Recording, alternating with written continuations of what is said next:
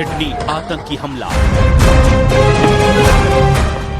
गोलियों की बौछार, लोगों की चीखें। बॉन्डी बीच पर हुए अटैक को देखकर पूरे इजराइल में कोहराम मचा हुआ है। सिडनी अटैक को देखकर पूरी दुनिया हैरान है। इजराइल की सड़कों पर मृतकों को श्रद्धांजलि दी जा रही है, क्योंकि हमला तो सिडनी में हुआ है, लेकिन इसका सबसे बड़ा दर्द तेल अवीव में हो रहा है। वो इसीलिए क्योंकि सिडनी में यहूदी लोगों को टारगेट बनाया गया। वो अपने त्योहार हनुक्का के दौरान समंदर के किनारे मौजूद थे और इसी दौरान आतंकियों ने उन पर हमला कर दिया। लोगों पर ताबड़तोड़ फायरिंग करने वालों के वीडियो देखकर सबसे ज्यादा तनाव और गुस्सा है। सिडनी से आए वीडियो देखकर नेतन्याहू बार बार परेशान हो जाते हैं। नेतन्याहू को बर्दाश्त नहीं हो रहा कि कैसे उनके नागरिकों को इजराइल के बाहर टारगेट किया गया। नेतन्याहू के लिए सिडनी जैसे हमले अब असहनीय हो चुके हैं। नेतन्याहू बार बार बता रहे हैं कि वो इसका जवाब जरूर देंगे, लेकिन बड़ा सवाल ये है, जवाब किसे देंगे? זה לא קרה באוסטרליה. זה קרה שם היום משהו נורא. רצח בדם קר. מספר הנרצחים לצערי עולה מרגע לרגע. ראינו את הרוע בשפלותו, וראינו גם גבורה יהודית בשיאה.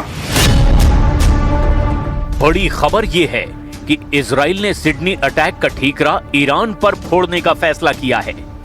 इजराइल की मीडिया में ईरान के एंगल से जांच की बात कही जा रही है। इजराइल की इंटेलिजेंस का दावा है कि तेहरान की तरफ से विदेशों में रहने वाले यहूदियों को टारगेट किया जा रहा है। हमले के लिए हथियार सप्लाई किए जा रहे हैं और सोशल मीडिया के जरिए हमलों के लिए भड़काया जा रहा है। यानी नेतन्याहू अपने सबसे बड़े दुश्मन ईरान को सिडनी आतंकी हमले के लिए जिम्मेदार बताकर कुछ बहुत बड़ा करने की तैयारी कर रहे हैं। सिडनी हमले को लेकर नेतन्याहू ने कहा है कि अब उन्हें पूरी दुनिया में कार्रवाई करनी होगी, क्योंकि अब दुश्मन सिर्फ इजराइल के अंदर नहीं बल्कि इजराइल के बाहर भी उसे टारगेट बना रहा है। אנחנו עומדים היום במערכה מול אנטישמיות עולמית, והדרך היחידה להילחם בה זה להוקיע אותה ולהילחם בה. אין דרך אחרת. זה מה שאנחנו עושים במדינת ישראל.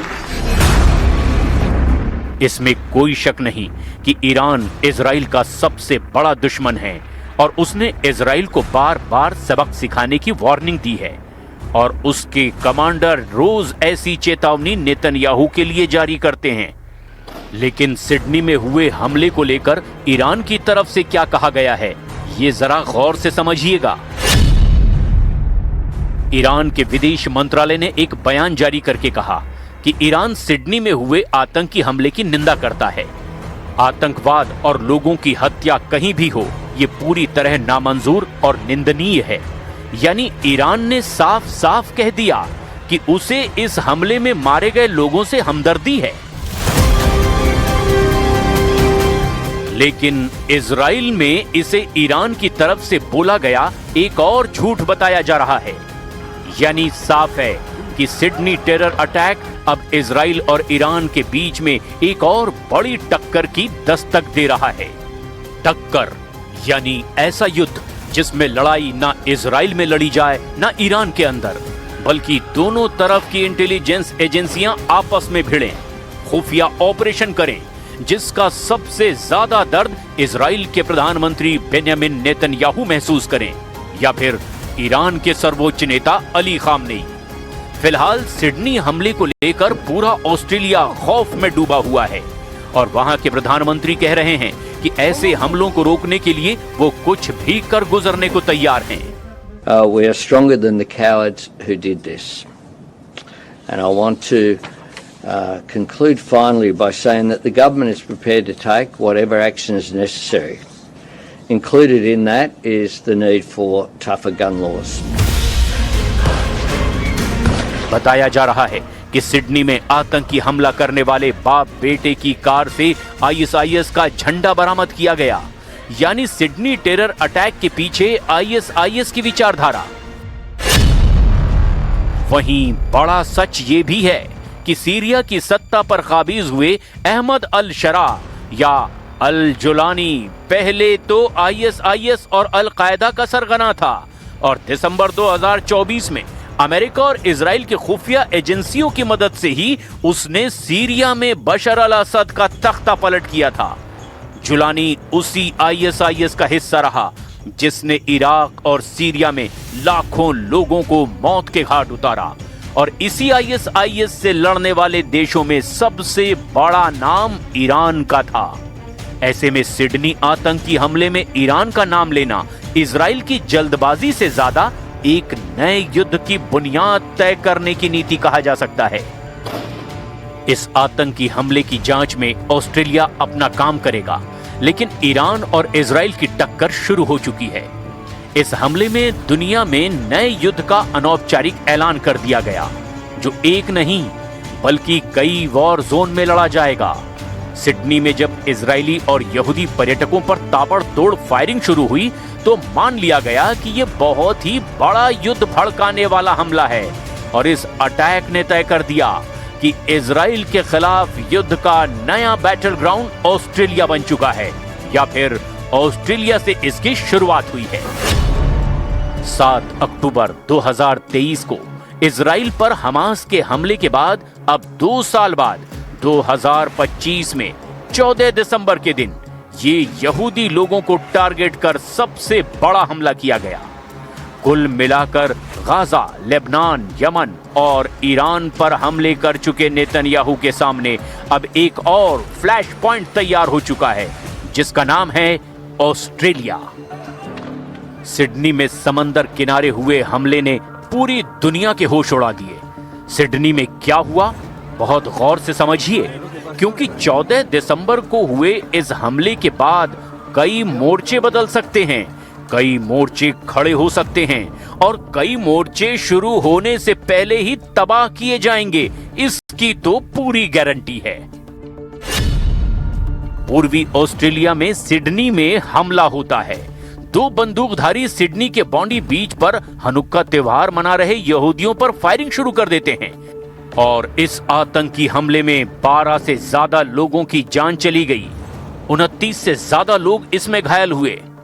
अब सवाल ये कि ऑस्ट्रेलिया ही इजराइल और ईरान की टक्कर का फ्लैश पॉइंट क्यों बनता नजर आ रहा है। ईरान ने इस हमले की निंदा की है, जबकि इजराइल बार बार बोल रहा है कि ईरान ने ऐसे हालात पैदा किए जिससे दुनिया भर में यहूदियों को टारगेट बनाया जा सके। לפני כמה חודשים כתבתי מכתב לראש ממשלת אוסטרליה. אמרתי לו שהמדיניות שלהם, אני אקריא את זה באנגלית ואחר כך אני אתרגם, לגבי המדיניות שלהם, it pours fuel on the anti-Semitic fire.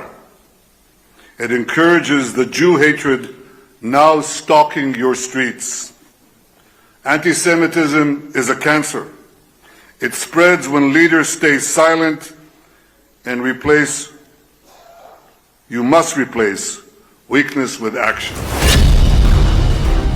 अगस्त 2025 में ऑस्ट्रेलिया के प्रधानमंत्री एंथनी एल्बनीज ने कहा था कि ईरान कम से कम 2 हमलों का मास्टरमाइंड रहा है जिसमें यहूदियों को निशाना बनाया गया। इस दौरान 2 घटनाएं हुई थी, जिसमें एक सिडनी के एक रेस्टोरेंट पर हुआ हमला और दूसरा मेलबर्न के सिनेगॉग में आग लगाने की कोशिश। तब मामला इतना बढ़ा कि ऑस्ट्रेलिया ने तब ईरान के राजदूत को निष्कासित कर दिया था। तेहरान में ऑस्ट्रेलियाई दूतावास में काम भी बंद कर दिया गया था। ऑस्ट्रेलिया ने ईरान के रिवॉल्यूशनरी गार्ड्स को भी आतंकी ग्रुप घोषित करने की तैयारी की थी।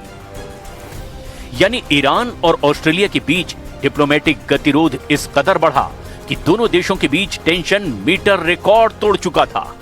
اتهامی که مطرح شده مطلقاً مردود هست، اساساً مفهومی تحت عنوان یهودی ستیزی یا سامی ستیزی یا آنتیسمیتیزم در فرهنگ و تاریخ و دین ما جایی نداره این موضوع، این مفهوم، این پدیده است غربی و اروپایی. تاریخ رو نگاه بکنید.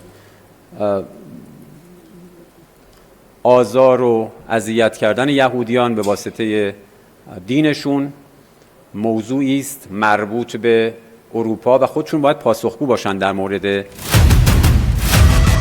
दिसंबर 2025 में अब ऑस्ट्रेलिया फिर से ईरान और इजराइल वाली ग्लोबल गतिरोध का हिस्सा बन चुका है।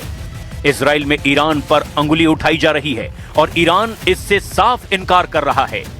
वहीं नेतन्याहू कह रहे हैं कि वो तो बदला लेकर रहेंगे और यही वजह है कि ईरान और इजराइल के बीच युद्ध वाले हालात में सिडनी आतंकी हमले ने तेजाब डालने का काम किया है।